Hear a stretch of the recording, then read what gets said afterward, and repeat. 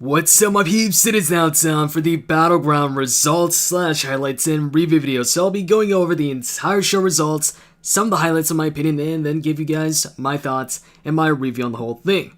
So it starts off with the kickoff. The panel is the same panel as usual: Jared the King Lawler, Corey Graves, Renee Young, and Booker T. So the match on the kickoff show was Breezango versus the Usos, the two SmackDown teams. And the match was a pretty fun match. It ended up with Breezango picking up the win when Jey Uso went ahead and hit a suicide dive on the outside, or to the outside, on Fandango, and back inside the ring, Jimmy Uso jumped from the top for the splash. Tyler Breeze got his knees up, and then he rolled them up in a small package for the 3 count and the win. So Breezango get their first, I guess, legit or solid win over, an established team. So I was pretty happy with that. But anyways, moving on, we got the main show, and that started off actually with one of the women's matches, Sasha Banks and the mystery partner versus Charlotte and Dana Brooke. And Sasha Banks' mystery partner ended up being Bayley. So it was actually Bayley. I'll actually talk about this a bit later, but as far as how the match ended, how it went, so right from the get-go, before the bell even rang, Charlotte and Dana Brooke went ahead and attacked Bayley and Sasha Banks. And then when it comes to the more important parts of the match, you had Sasha Banks going for the Backstabber on Charlotte, but Charlotte held on to the ropes, and then she went ahead and hit the big boot on Sasha Banks, followed it up with the natural selection, but Bayley broke the cover, and then Bayley and Dana go to the outside, and Bank goes ahead, she locks in the bank statement on Charlotte, but Dana Brooke goes ahead and pulls Charlotte out the ring to save her. So then Bayley goes ahead and dropkicks Dana Brooke on the outside, and then Charlotte clotheslines Bayley, and then back in the ring, Sasha Banks hits Charlotte once again with the backstabber, or successfully this time, and then she follows it up with the bank statement, has it locked in, and Charlotte taps out, so Sasha and Bayley win the match. Moving on to the Wyatt Family versus the New Day. New Day comes out first. They celebrate about being drafted as a team to the Raw brand and staying a team, while on the other hand, the New Day, or not the New Day, the Wyatt Family has been split up. And then Xavier Woods goes ahead and says, because of that, this might be the last time that they team up, so they might be, they're probably going to be more dangerous than ever. And then Big E goes ahead and says, yeah, but we're not afraid. And then Xavier Woods doesn't really seem to agree with that. He's like, what? And then the Wyatt Family come out, and the match starts. In the beginning, the match was dominated by the Wyatt Family. They were dominating Kofi Kingston, but eventually Kofi goes ahead and tags in Big E. This is where it really picks up. Big E goes ahead, he takes down Braun with a couple clotheslines, belly to belly, followed by the running splash. Shortly after that, you had Kofi Kingston hitting a flipping senton to the outside on Braun Strowman. And then when it comes to the ending sequence of the match, you had Bray Wyatt going for Sister Abigail on Kofi Kingston, and then Woods goes ahead, gets in the ring, and he pretty much just takes Kofi away from Bray, or it takes him off of Bray's hands, and then him and Bray have a stare down, and he looks scared actually throughout pretty much the entire match, apart from the very end. Actually no, even the end. Anyways, for most of the match he was scared of Bray. So as they're doing this stare down, eventually Woods just starts getting down to his knee, and then Kofi comes in out of nowhere, running towards Bray. Bray goes ahead and hits him with a standing side slam, and then Big E goes ahead and spears Braun, who got on the apron, to the outside, as Braun was trying to grab Xavier Woods by the throat for, a chokeslam, I guess. And then Woods goes ahead and turns around. He sees Bray Wyatt doing the spider walk. That freaks him out. So then he charges Bray, and then he gets hit with Sister Abigail for the 1, 2, 3, and the Wyatt Family win the match. Afterwards, it was Zack Ryder versus Rusev, and let's just say the result that most people expected ended up taking place. So outside the ring, you had Zack Ryder actually hitting a missile dropkick off the barricade, and then back inside the ring, he hits the Rough Rider, so it's looking good for Ryder, but he doesn't go for the cover right away. Instead, he goes up top, going for the elbow, and once he goes ahead and jumps, he actually lands his elbow on Rusev's knee. So then Rusev follows it up with a super kick to the back of the head, locks in the accolade, and then just when it was looking like Zack Ryder might get out of it, Rusev just falls backwards while still having it locked in, and Zack Ryder taps out. So Rusev is still the United States champion. So After that, we got Sami Zayn versus Kevin Owens in an awesome match. This was better than their payback match. This was actually, I'd say, a lot better than their payback match. This was really good. So anyways, you had Kevin Owens going for the powerbomb on the apron on Sami Zayn, and Sami managed to get out of it, and instead he lands on the apron and he goes for the Arabian press, which is the moonsault where he's like sitting down on the top rope and then goes ahead and hits the moonsault. And so he goes for that, and I don't know if he had second thoughts or whatever, but he didn't get much air or much distance out of it. It was kind of like the Kalisto situation where he almost landed on his head during that pre-show match against Ryback, and Ryback saved him. So once he backflipped, I thought he was going to land on his head. But thankfully, instead, he landed on his shoulder instead of his head, and some of his legs kind of hit Kevin Owens, so Kevin Owens went ahead and sold that. But once KO got up, he then started to go ahead and target Sami Zayn's shoulder, and then he also had Sami Zayn back in the ring. Now Sami Zayn going for a move from the top, and then Kevin Owens ducked it, and he super kicked him, and then he went ahead and put in a crossface, but Sami Zayn got to the ropes, and then at some other point, KO goes for the cannonball, but Sami Zayn goes ahead, gets up, and counters it with the exploder suplex to the corner, and then Owens rolls out the ring just to get out the way of the haluva kick when Sami Zayn was trying to go for it. And then we also had them fighting it out on the apron with KO trying to go for a rolling senton with Sami on his shoulders, but Sami Zayn got off of his shoulders and then he hit a brainbuster on Kevin Owens on the apron. That was pretty cool. And then we started getting dueling chants for both. People chanting for Kevin Owens, people chanting for Sami Zayn. And we had Sami going for the torpedo DDT, but Kevin Owens stopped him with a super kick. That was pretty cool. And then he followed it up with the cannonball on Sami Zayn's head, because Sami Zayn's head, after that torpedo DDT stopped into a super kick, he had his head like sticking out of the ropes, so then that's when KO targeted his head with the cannonball, and then Kevin Owens hit him with a frog splash from the top, and Sami Zayn kicked out. And then you also had Sami Zayn hitting a normal tornado DDT from the top, and then he went for the haluva kick once again, but it got stopped by a super kick from Kevin Owens, and then Kevin Owens goes for the pop-up powerbomb, but Sami Zayn jumps over KO and he hits him with the half and half suplex. Kevin Owens gets up right away, so Sami Zayn hits him with a second half and half suplex, but Kevin Owens goes ahead and kicks out. And then Sami Zayn charges him for the haluva kick, but Kevin Owens counters this one into the pop-up powerbomb, goes for the cover, but they're close to the ropes, so Sami Zayn gets his foot on the ropes, breaking the pin.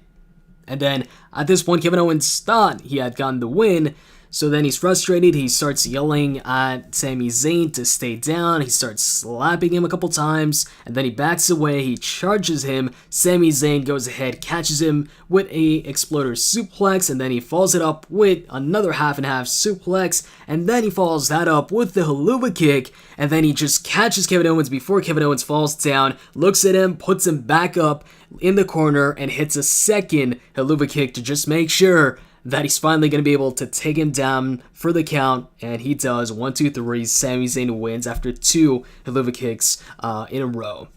This was a great match. Afterwards, we got Natalya versus Becky Lynch.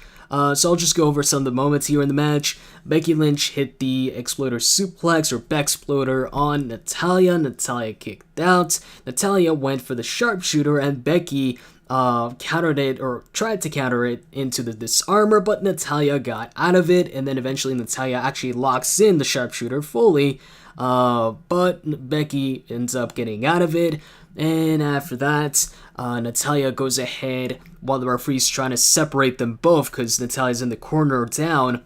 He's trying to separate them. Natalya goes ahead and kicks Becky's leg, and then she goes ahead, follows it up with another sharpshooter. This time, Becky Lynch can't get out of it. She can't get to the ropes, and she taps out. So after that, we get a backstage segment with Shane McMahon and Daniel Bryan hyping Dean up for his match. Shane tells him that he has heart, unlike the other Shield members, and Bryan goes ahead and he hypes him up even more, calling him the best. And Dean Ambrose tells him that tonight he's going to show the world why SmackDown, I don't know what SmackDown is. SmackDown picked him number 1, and he'll still be WWE champion. And then we got the IC title match, The Miz versus Darren Young. So we had The Miz going for his corner clothesline, his signature corner clothesline. Young stopped him with a clothesline of his own, followed that up with his signature belly-to-belly suplex, and then a back suplex to the apron, and all of that just for a 2 count. And then The Miz is like, you know what, I don't want any part of this. He tries to leave, Backlund tries to stop him, and then Darren Young grabs Miz by the hair, gets him back in the ring, and then Maurice slaps back Bob Backlund, and then he falls down, and then for some reason he takes his shirt off, and The Miz gets out of the ring, he pushes Bob down, and Darren Young comes from behind and locks him in the crossface chicken wing, and then the bell rings. I'm not sure why. I'm thinking it's a double countout, but they didn't announce anything as far as I remember. So I don't know. I'm thinking it was a double countout. It was a weird ending or a weird sequence. So after that, bottom line, The Miz is still champion, in case you're wondering. So after that, we got the other 6-man tag team match: John Cena, Enzo Amore, and Big Cass versus the Club. Enzo Amore, Big Cass, they make fun of the Club, and Cass calls AJ Styles, or tells AJ Styles that he has a soccer mom haircut. But anyways, let's move on to what went down in the match. So the first big spot of the match was Cass actually launched Enzo from inside of the ring to the outside on Carl and Luke Gallows.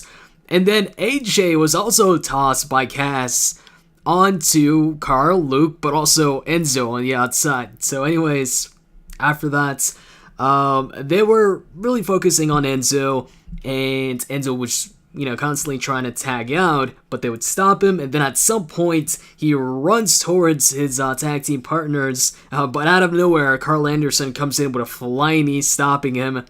But eventually, shortly after, when Luke Gallows goes for a knee, he misses it as Enzo rolls out the way, and then Enzo tags in John Cena. John Cena goes ahead, hits his shoulder tackles and all that. He ends up hitting a 5-knuckle shuffle on AJ, and then he goes for the attitude adjustment on AJ, but AJ lands on his feet, and then he hits him with the Pele kick.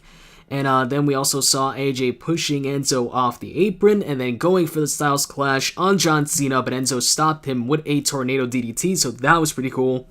And then after that, right after actually, Carl went in and hit a double A spinebuster on Enzo, and then Cass hit a follow-away slam on Carl, and then sit-out slam by Gallows, pretty much his finisher. I think it's called Gallows Way or Gallows something on Big Cass. And then AJ goes for the phenomenal forearm, but John Cena ducks, and so instead AJ hits Gallows with the phenomenal forearm. And after that, we see Cena hitting the attitude adjustment on John Cena after that miss.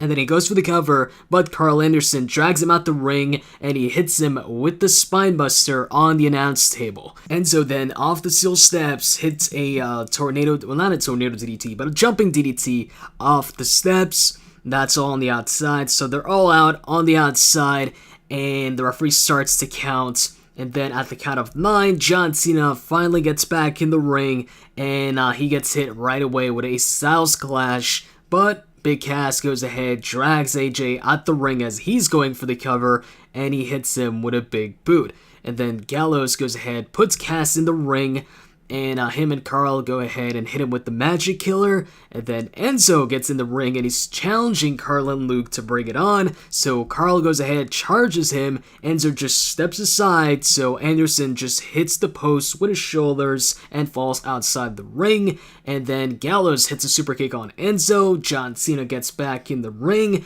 Luke Gallows charges him, John Cena gets out the way, and then he bounces off the ropes as AJ was trying to climb up the ropes, so AJ just falls ass first, I guess, on the ropes, and then he clotheslines Luke Gallows at the ring. He goes up top where AJ is, and he tries to go for the attitude adjustment. AJ is constantly fighting out of it, so I thought, okay, AJ's gonna fight out of this, get out of this, but no, eventually John Cena gets him and hits him with the attitude adjustment off the top, goes for the cover, gets the 3 count, and the win for his team.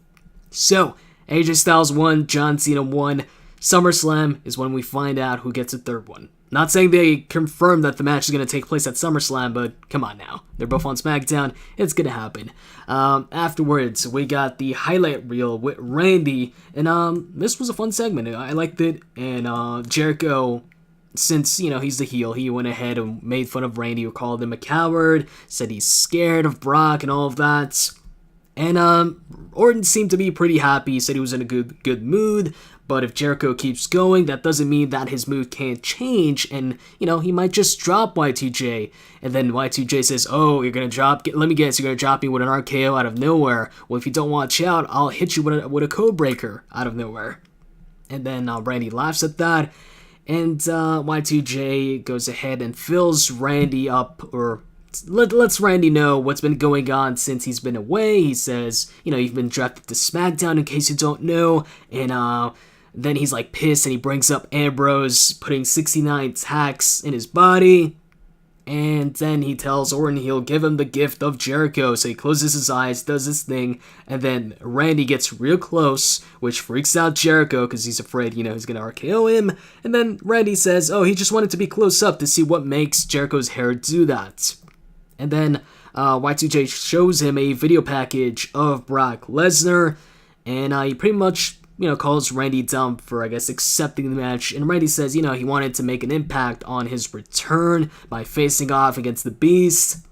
And he says, how epic of a return would it have been if I had just came back and faced Fandango? Obviously taking a shot at Jericho, coming back a couple years back to face off against Fandango at WrestleMania. And then Jericho goes ahead and says that at SummerSlam, Brock's going to kick his ass. And Randy said, and he also says, you're going to go to Suplex City and all that. Randy goes ahead and says, oh, I know that, it takes 20 suplexes to go to Suplex City. And then he says, but it only takes one RKO to go to Viperville. No enhancement needed. Taking a shot at Brock Lesnar failing the tests. But anyways, as soon as he says that, Jericho goes ahead and says, I have a feeling, or something tells me you're going to pay for that little comment. And then Y2J keeps on going on, saying he has a message to relay from Brock that Lesnar says that since he's been avoiding him all these years, that Randy's a coward, and then that he'll rip his arm off and all of that. And then Y2J, as he's about to leave, he mocks Randy's RKO out of nowhere. He's like, oh, are you gonna hit me now? Are you gonna hit me now? And then he turns around, turns back around, pretending like he's afraid of Randy hitting him. And at some point, Randy actually turns him around, so Y2J freaks out, and then Randy starts laughing, or pretending like he's laughing, and then bam, RKO out of nowhere to Y2J, and that's it. Randy poses on the turnbuckle, and that was it for the highlight reel. And then it was time for the main event. And before Ambrose, Seth Rollins, and Roman Reigns came out, we saw the SmackDown and Raw rosters looking on, watching backstage. And then Mick Foley came out, Stephanie McMahon, then Shane and Daniel Bryan. And then we got Seth Rollins coming out first, followed by Roman Reigns to heavy boos, and then Dean Ambrose. Alright, so once the match starts, you get all three Shield members, or former Shield members, looking at each other, and then Seth Rollins tries to do the Shield fist bump, but instead Roman Reigns just goes ahead, shoulder tackles him, and then he clotheslines him out the ring, and then Dean Ambrose goes ahead and rolls up Roman, and Roman kicks out. They fight it out for a bit until Seth Rollins comes back in the ring, only for Dean Ambrose this time to clothesline him out the ring, and this time Roman Reigns rolls Ambrose up. They fight it out once again until Seth comes in, and then you also get Roman Reigns grabbing Seth, putting him on top of his shoulders for the Samoan drop, but Dean Ambrose goes ahead and drop kicks Roman Reigns, which sends Roman Reigns down, along with Seth Rollins on his shoulders into a Samoan drop. And then we get Roman Reigns hitting Seth Rollins with the drive-by, and then Dean Ambrose jumps from the top to the outside on Roman, and then Seth gets on the apron and hits a jumping knee from the apron to Dean Ambrose. And then he throws Dean Ambrose into the steps and Reigns onto the barricade. And then he charges Reigns, who's still, in front of the barricade, and then Reigns backdrops Seth Rollins into the Timeskeeper area, and then Dean Ambrose from the announce table runs up to them and jumps on them in the Timeskeeper area. And then Dean Ambrose back in the ring, hits an elbow drop from the top on Roman for a 2 count, and then right away, out of nowhere, we get Seth Rollins coming in with a frog splash from the top for a 2 count. And then we see them all down, they all start getting back up, Roman Reigns hits a Superman punch on Dean Ambrose, and then Seth Rollins goes for a springboard move, probably a knee or probably nothing, as most people do when they jump from the top and then get caught with something, and he gets caught with a Superman punch in midair. And then Reigns goes for a double spear on Ambrose and Seth, but they both kick him. And then Roman goes ahead and still Superman punches Seth. And then Dean Ambrose comes in with a rebound clothesline on Roman Reigns. Then they start trading punches with Roman, and eventually they hit Roman with enough punches at the same time to take him down. They try for a shield powerbomb on Roman Reigns, or a double powerbomb, but Roman Reigns kicks Seth Rollins off. Shortly after, outside the ring, Dean Ambrose hits Roman Reigns with a suicide dive, followed by a flipping senton by Seth Rollins. And then Ambrose and Seth Rollins look at each other, they take off the monitors from the Spanish announce table, and they hit him with a double powerbomb or a shield powerbomb through the announce table. And then as Dean Ambrose has his back turned to Seth Rollins, Seth goes ahead, grabs a chair, and he hits Ambrose in the back with it, kind of like he did when he turned his back on the Shield for the first time, or stabbed them in the back. And then he also hits Roman in the back with the steel chair. And Rollins puts Ambrose back in the ring. He goes for the corner powerbomb, but Ambrose counters it with a Hurricane Rana, sending Rollins into the corner. Dean then tries to go for something off the top, but Seth Rollins catches him with the superplex, followed by the Falcon Arrow, and Ambrose kicks out. And then he tries for the pedigree, but Dean Ambrose gets out of it, and instead he catapults Seth Rollins to the corner. Seth Rollins jumps up the top, and then Dean goes ahead and tries to go for a superplex from the top, but Roman Reigns now comes back inside the ring, and he powerbombs Dean Ambrose from the second ropes, and then he also catches Seth Rollins, who jumped at him, with a kick to the gut, and then a sit-down powerbomb for a 2 count. And then he goes for the Superman punch, but Dean Ambrose counters it into Dirty Deeds, or tries to hit the Dirty Deeds, but Reigns gets out of it, and he tries for the Razor's Edge, but Dean Ambrose gets out, backslides him for a 2 count, and then he goes for the rebound clothesline, but gets hit with a Superman punch instead. Seth Rollins then kicks Roman Reigns in the gut, and he hits the pedigree for a 2.5. And then he tries to go for another pedigree, but Reigns starts to power out of it, so Seth Rollins changes his mind, and instead he turns it into a buckle bomb, aka turnbuckle power bomb, but Roman Reigns just bounces off of it, hits a Superman punch, bounces off the ropes, and then stops for a moment, and then hits a spear. And then Dean Ambrose goes ahead, grabs Roman, hits Dirty Deeds, covers him, and gets a 3 count. Dean Ambrose wins, and then Shane McMahon, Daniel Bryan celebrate. They run around the ring, chanting yes, and they get back in the ring, hug Dean Ambrose. And then the entire SmackDown roster comes inside the ring, and they lift up Dean Ambrose. Actually, the funny part about this is, the 2 guys that lifted up Ambrose on their shoulders, try and guess who it was if you didn't watch the show. You guessed? It was the Usos. So it just looked weird because it's Roman Reigns' cousins raising Dean Ambrose up after beating Roman Reigns, after pitting Roman Reigns. And one of them, Jey Uso, looked kind of pissed. Like he didn't want to be doing this. And early, before they actually picked him up, you could see Shane McMahon talking to the Usos. So it might have been at that point where Shane actually told them maybe, hey, go ahead and lift up Dean Ambrose on your shoulders. But yeah, that looked funny. And like I said, if you look back, it looks like Jey Uso's pissed, and he's like, yeah, he won. And he's like, because both Usos are pointing at Dean Ambrose while they have him on their shoulders, and Jey just looked super pissed. Anyways, that was pretty much it for the show, and overall, I thought it was a good show. Although I will say, like the IC title match, the US title match, both those matches I feel could have been Raw or SmackDown matches. They didn't need to be, I guess, on a pay-per-view, or they felt like Raw or SmackDown matches. And I thought the finish to the US title match was just garbage. I don't even know what it was. Was it a double countout? I'm pretty sure they didn't announce it. Like, he goes, I'm assuming it's a double countout because both were outside the ring, but I don't know. I just know that The Miz went ahead and retained. And now that it ended this way in a double countout, I'm not sure if there is going to be a rematch. I mean, they're both on separate brands. And it's not like the champion really lost the match. I'm thinking it was a draw, like I said, the double countout. The U.S. title match was... Look, the U.S. title match was better than the IC title match in my mind. I felt it was the better match, and it actually had a finish. Somebody actually won the match via pinfall submission. By the way, speaking of pinfall submission, or actually the U.S. title match specifically, I kind of like that Rusev is kind of like, I guess, adding something new to the camel clutch. It's not just the old camel clutch. I mean, it is the normal way, but it's kind of like how Kurt Angle, when he locks in the ankle lock, it's not the same thing as Jack Swagger. Jack Swagger, he's standing up, locking in the ankle lock, and that's it. And then Angle, on the other hand, when he locks in the ankle lock or the angle lock, there's two steps to it. There's the initial step where he's standing up, he's locking it in, just like Jack Swagger does. But then when the opponent doesn't want to tap out, he cinches it in, he goes ahead, crosses his legs around the opponent's leg, and, goes down on the mat with them.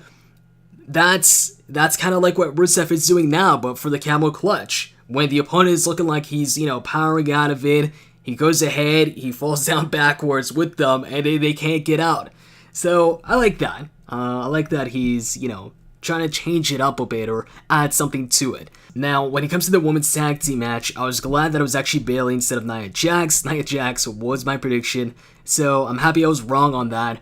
And also something that I wanted to point out here was that on commentary, Michael Cole kept on pointing out that this was a one-time deal, a one-time appearance for Bayley, or a one-off appearance. So it seems like they really want to bring that up so that fans don't expect that, hey, now Bayley is full-time on the main roster and we're going to see her on Raw or SmackDown. So it looks like she's going back to NXT, but I'm pretty sure we're going to see her soon on the main roster. And then when it comes to both six-man tag team matches, I enjoyed both of them. Both the Wyatt Family versus the New Day and John Cena, Enzo Amore, and Big Cass versus the Club. Now, when it comes to the Club versus Cena, Enzo Amore, and Big Cass, I was a bit surprised that Cena actually pinned AJ Styles, so that means that both of them have a pinfall win over the other. And thing is, I'm pretty sure John Cena wins the third match. He wins the match at SummerSlam. That's usually how John Cena feuds go. He'll lose one of them, but he'll win the two other matches. And so I was hoping that since AJ Styles won the first one, they could have, since this was a tag team match, I was thinking that the reason why this might be a tag team match instead of another one-on-one match was so that they could have John Cena get a win, but a win over, I guess, AJ's team, but not necessarily AJ himself. So like have John Cena pin Luke Gallows or Carl Anderson. That way, it's AJ Styles won. John Cena has a win over AJ Styles' team, but not a win actually over AJ Styles or a pin over AJ Styles. And then at SummerSlam, Cena gets the last win, and so that way AJ Styles has a pin over Cena, Cena has a pin over AJ, and that match in the middle is a win for Cena, but not necessarily over AJ himself. Hope you guys understand what I'm trying to say here. Moving on to Becky versus Natalya, I wasn't really interested in this feud anyways, and the match also really didn't do much for me. Now, part of that might be because, like I said, I wasn't really interested in this feud anyways. But yeah, as far as the match goes and how it entertained me, I wasn't, that into it. So that match was one of the weaker ones for me. And then we've got Sami Zayn versus Kevin Owens, which was, for me, the match of the night. This was freaking awesome. Don't have anything bad to say about the match. And I thought the right guy won. Sami Zayn needed a win over Kevin Owens. Yeah, he scored a win over Kevin Owens via roll-up like a couple weeks ago. But most of the time, Kevin Owens got the better of Sami Zayn, at least when it comes to the one-on-one encounters. I know in the multi-man matches, actually no, Money in the Bank, Kevin Owens ended up getting the better of Sami Zayn at the end. But yeah, really good match, and I think this might have been Sami Zayn's first one-on-one pay-per-view win. Might even be his first pay-per-view win ever in the WWE or part of the main roster. So congrats to Sami Zayn. Moving on to the highlight reel segment with Randy. I like this. I love Jericho on the mic. He was great. And also Randy was great. He looked really happy and took a shot at Jericho, Fandango, and Brock Lesnar when he said that all it needs is one RKO for him to go to Viperville. No enhancements needed. Taking a shot at Brock Lesnar, failing the test recently. So that was a surprise there, him actually bringing that up, and it was just one of the better highlight reel segments in a while. And I like the fact that, because everybody knew that Randy was going to RKO Jericho. We knew, alright, highlight reel with Randy, it's going to end up with an RKO. So it was nice to see that it wasn't just us expecting it, but also Jericho himself brought it up. Like usually everybody else expects it, like, hey, Randy's in an interview segment or whatever. Not actually an interview, but, talk show, I guess. And, we're expecting the RKO, but the actual show host isn't expecting it. It's kind of unrealistic. So, in this case right here, I like that Jericho was expecting it, and Jericho's like, oh, you're going to hit me right now with the RKO, or are you going to hit me now? And then, Randy goes ahead, pretends to laugh, and then hits him with the RKO. And when it comes to the main event, Shield Triple Threat, I thought that was great too. Like the main event, but I still think that Sami Zayn versus Kevin Owens was the better match. And also, I really like the outcome of the match. Dean Ambrose retained the title by actually hitting his finisher on Roman Reigns and pinning Roman Reigns for the first time. I thought Dean Ambrose was the right choice to win this match, especially with the draft, and SmackDown only has the WWE Championship and the Intercontinental title, so if they were to lose the WWE title, that would only leave them with one title, the IC title. And Dean Ambrose, between all three Shield members, he's been the one that's, I guess, been booked the weakest since the Shield split up. Both Seth Rollins and Roman Reigns won the title before him. Seth Rollins won Money in the Bank before him. Roman Reigns won the title 3 times. Seth Rollins won the title twice. This is Dean Ambrose's first title reign after many months of him losing to other top guys, including his former Shield members Seth Rollins and Roman Reigns, for him to go ahead and actually win the Shield Triple Threat match. The match that people have been talking about and thinking about since the Shield split up. This was a great move in my opinion. So, hey man, overall, I really liked the show. I thought this was one of the best pay-per-views in a while. Great finish to the main event. Great main event. Great match of the night in Kevin Owens versus Sami Zayn. Some solid 6-man tag team matches. And yeah, overall, I'd give the show a 7.5 on 10. Highlight for me, Dean Ambrose winning or retaining the WWE Championship by pinning Roman Reigns and winning the Shield Triple Threat match. And also the Kevin Owens versus Sami Zayn one-on-one match. So, I hope you guys enjoyed this video. If you did, you can click the like button and let me know what you thought was the match of the night. I'm out. See ya.